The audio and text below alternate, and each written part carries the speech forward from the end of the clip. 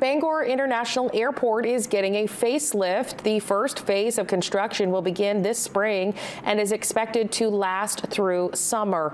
Alyssa Thurlow joins us now with what we know so far. You might recall the airport was awarded $14.2 million back in 2022 toward the construction of a connector between the two terminal buildings. Well, money is also going to help with runway reconstruction. The federal funding comes from the Infrastructure Investment and Jobs Act. Work was delayed on the project, but is now slated to start on April 1st. This is a 2-year project that will be done in phases. Airport officials tell us the project is currently out to bid. No contractor has been assigned to the project yet, but they're hopeful that will happen next week.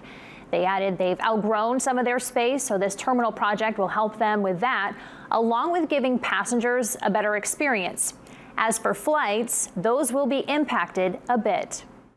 We have a very long runway, so there's a lot of work to do out there, and it's very hard to do that without closing for at least some short periods of time.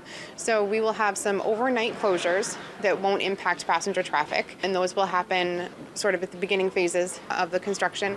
And then there will be some runway closures, but we've spread it out. We've worked with the airlines. We've spread it out over a 4-week period.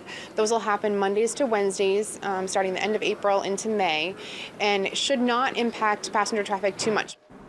Now, those who had booked tickets previously should have been notified by their airline.